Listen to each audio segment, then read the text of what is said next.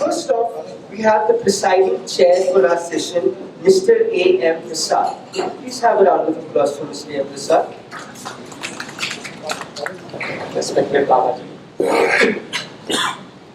Major General Sabharwal, Akhouri Maheshwar Prasad, I must say that I'm really struck by number one, the name of the organization itself. It is Systems Research Initiative. Now, why I say that I'm struck by this by the name, because whenever things go wrong, we always blame the system. We don't blame the individuals. In that context, I would say the choice of this topic is also very, very particular. We know that we have an astounding number of people who are underfed in our country. So food waste ought to be the focus of our attention. I am a little concerned about the fact that I've been put in the position of chairing this session. I do not know where is the Madam Prof. I think I had only a couple of conversations with us, and she made a wrong assessment of my comments. She insisted that I be chair. I hope she will be disappointed, or I may be, but I will just scrape through her expectations. But then, while I was going, I asked her who are the other people. Then, when the name of Madam Akhouri came up, I said, I can't miss this opportunity at any cost. Number one, because they rarely find in any such occasions any serving officer, especially serving IAS officer of the state government, obliges the organizations to participate. Usually it is a court behind persons. And then you have a very competent person to enlighten us and remove your doubts wherever they exist. I'm equally impressed by seeing the background of Dr. Lal. This subject of food waste is so intricately connected with health issues that she has a particular relevance, and I'm sure we will be like Shishobiti, the same day I have not been able to go through, but then I'm very happy that this wonderful occasion for learning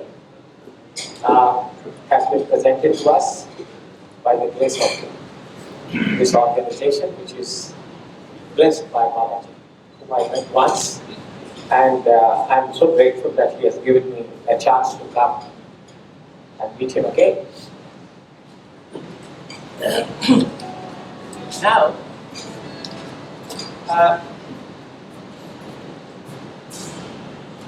gravity of this problem of food waste has been more or less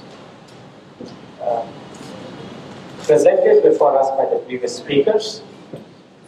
How grave is the issue? A little bit of what are the causes of this problem of food waste. They have also been dealt with. What we need to do also, to some extent, has been indicated. I'm very happy to note that we have been kept engaged by personal experiences and examples given by the previous speakers, which did not make listing a monopoly. Major General Sabharwal, Meher Thali, they will give very personal experiences to sensitize us on this problem of food waste. And I'm so happy that a judge of the High Court emphasized why is it not so far a fundamental right I know that data is not very, or statistics, reading out data is not a very welcome thing in an audience, well-informed audience. But I don't think that it can be avoided if you wish to present some questions. And this is exactly what the introducer, I forget the name of the Subodhji, he said that my role is to give rise to some arguments. And arguments can be interesting, provided we know what is it about. So, we have wonderful data here, nothing beyond is necessary. This single data of 4.5 trillion and 1.3 trillion hectares is good enough to make the whole story clear to everybody. Nothing more.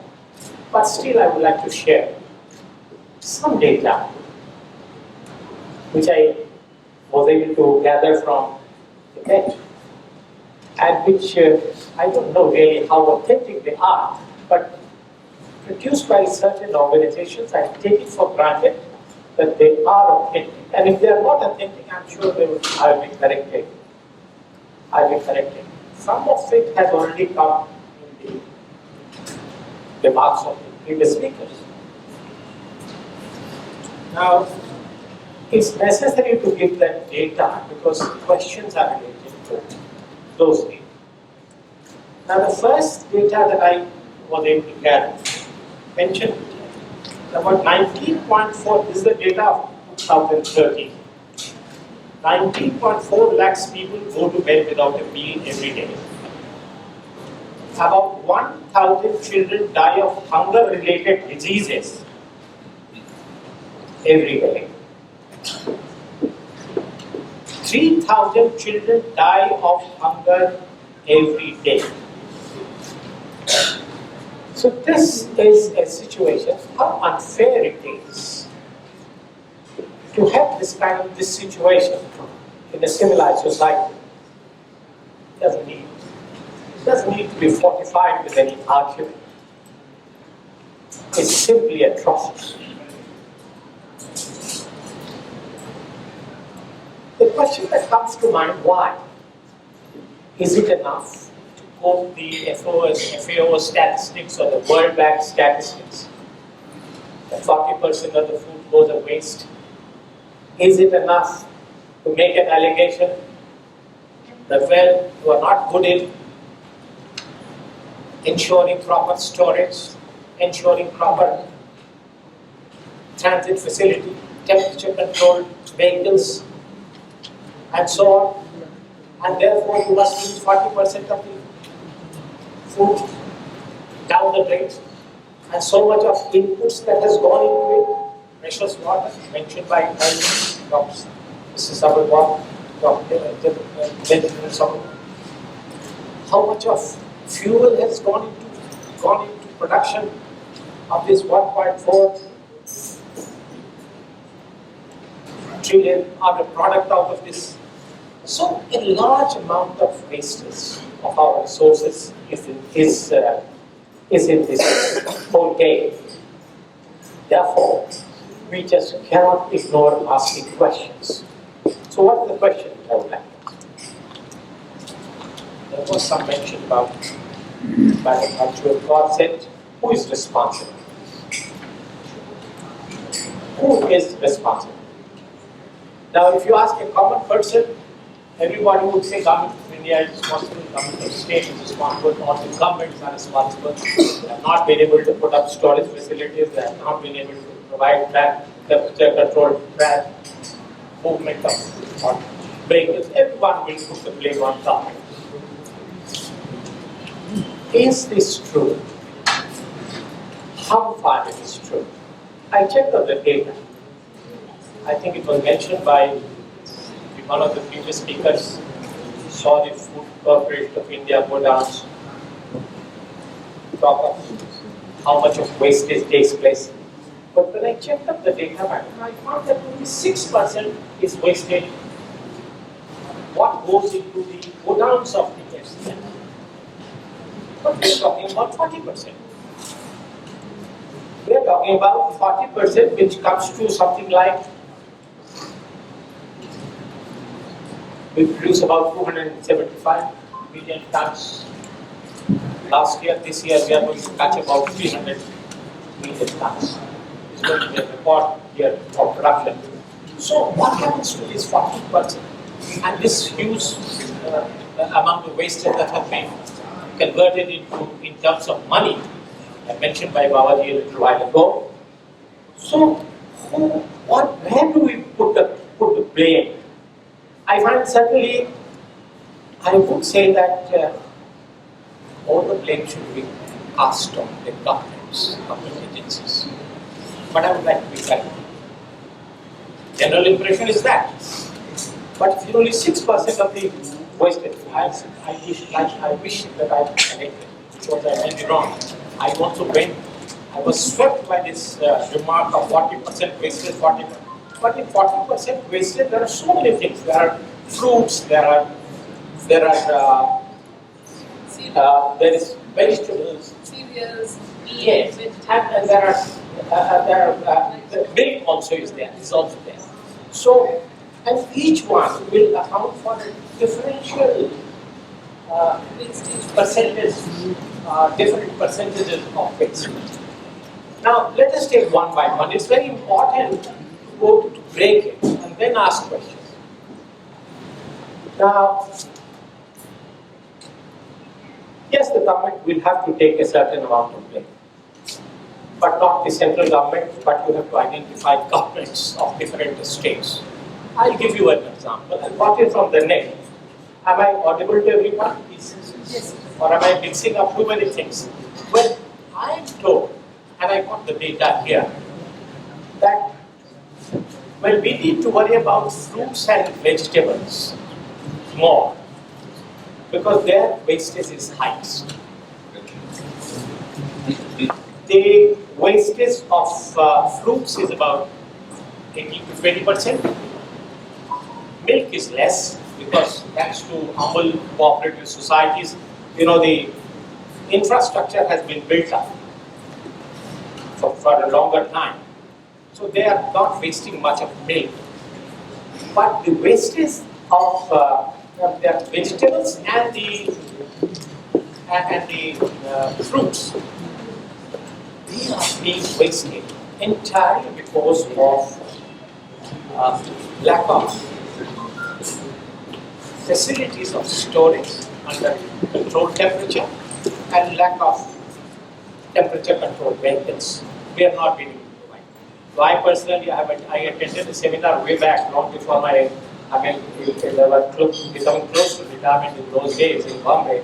This cold chain thing was catching up in Maharashtra at that time. I'm talking about 96, 97. And then only that was the first time I really understood what is cold chain, how important it is for making, accessing food. So I came to, but this is 90s. I'm talking of 90s, now 20 years later. Now 20 years later also we are talking about the same topic, cold chain. Then I went into the data, and I would like to submit it for the comments of many learned people here. I may be wrong. We have government agencies, the Ministry of Health, Ministry of Food, there is APIDA, there is Food Corporation of India. Now, Government of India has been allotting very substantial amount of funds to these organizations, to promote these infrastructural facilities. But I was surprised to find out that out of about 30, how many states we have? 30 states or how? 24 states have not taken benefit of it. I have the data. Currently, you have 24 states. And the ones which have really done very well, I didn't expect that to be UP. but UP is on the top. And I'm told that UP has got a very good infrastructure, cold chain infrastructure, the number of cold storages, and in terms of that, UP is very well next comes Punjab, what I came from Uttarakhand, Himachal, Bengal also is also doing well.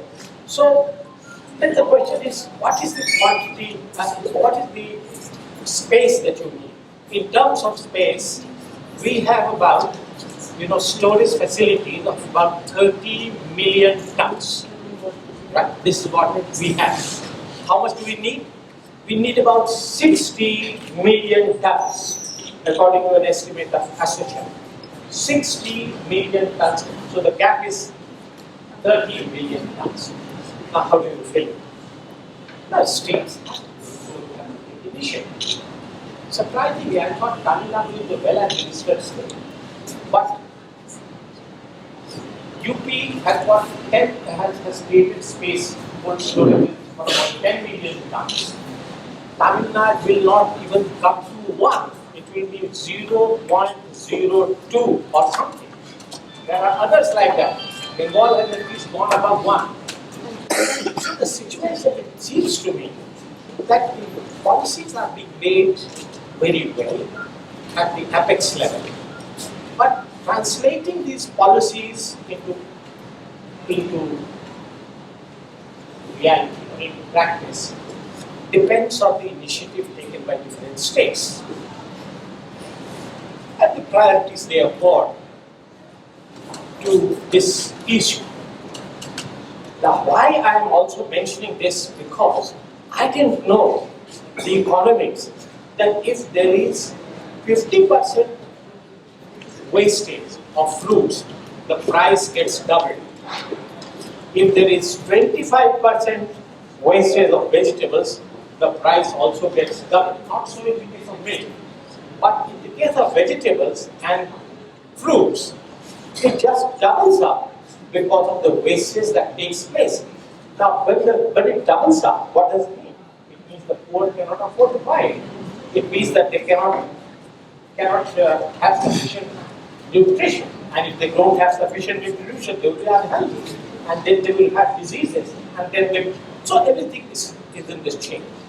Now, lastly, the question, this particular area, I close this area by putting it in this way. And obviously, priorities are not uniformly given by different states. Some states have taken a lot of initiative, they have benefited, and other states have to follow suit. But that doesn't mean that everything is hunky-dory and everything is fine. No, there are difficulties. And I would like to place this suggestion in front of you. We spend taxpayers' money on roads, we spend taxpayers' money on hospitals, we spend taxpayers' money on so many other things of public interest. Why don't you spend money, taxpayers' money, in creating this infrastructure? Why do you have to be so niggardly in giving records? The requirement is, I did the work, worked out also. We require about 55,000 crores rupees for meeting the deficiency of cold storages or 55,000. This is peanuts, sir. This is peanuts. If you look at the corporate budgets, the corporate budgets are going far beyond that. And we have not yet thought that this 55,000 crores, why it should take 20 years to spend that amount to create that infrastructure. Actually, we are giving incentives to for foreign FDI, in order that they come and we are luring them, come and have multi-product retail chain, and we will give you these facilities and things like that. I think some policy angle is very important to this plan. It's just a matter that we don't have.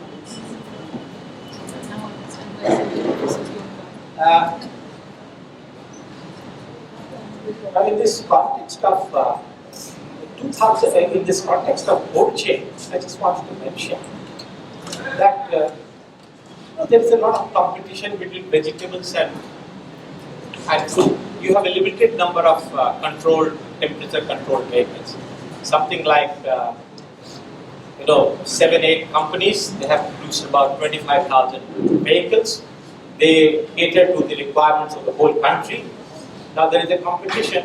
Milkwalas, they take away most of it. They are more powerful. They take away most of these. They get all this. So what is left for transportation of fruits and vegetables is only just about 5,000. This is the data of 2010. Now, this is very unfortunate. And that is why you find that when you go to the market, you see the apple, you see something. It looks something or the other. As it used to be. Yes. The delicious apple that we are used to in our childhood. Now the delicious apple size is not this size. Yes. You're wondering what happened to the apple. The apple itself doesn't look very healthy. Yes. Yes. And such apples, they are straight away rejected in foreign countries. But then, my doctor friend will probably say that if you see these unhealthy apples, does it not mean that there would be some bacteria in it? Does it not mean that there will be some harmful effect if you eat those apples also? And if that is so, then in that case it is all the more necessary that there should be no. Sorry. There should be, if that is so, then there is all the more reason that the facilities of transport under temperature controlled conditions should be not from A to B, A to Z, A to B and B to C. It should be across every point at which the product goes and stays for a while and then moves forward and finally reaches the destination. It must be a complete change. Even if you have, any number of requirements of storage places or number of vehicles, we must meet those requirements. In the course of the recess, I had the doubt, I clarified it, got it clarified by Madam Arjun Kaur. I'm grateful to her. I tried to figure out why the situation has come. Should we blame the government, the infrastructure only, or if there is some other culprit also? I mentioned to her, I'm not sure what will be her remark, she would probably give it. I feel that the external factor of globalization is the real main culprit. And I feel that this particular point has been very well highlighted by Nobel laureate Thomas Pesquet way back in his book in sometime in 1998, and which really made the World Bank and the IMF review their policies of forcing free trade. And I am told, she tells me that it's not yet reviewed, but that I am told that now the World Bank and the IMF are not so much insistent on free trade with respect to food items at least. But this is important. This is important. This is important that our policies, national as well as international, must get aligned. And this is the responsibility of the United Nations and the agencies which are handling food-related matters. Last point is about the wastage at the consumption stage. Mentioned by several speakers, and the Western world is said to be a greater culprit, probably, and it is a fact. If you go to America, the experience has been shared. A huge amount of wastage takes place.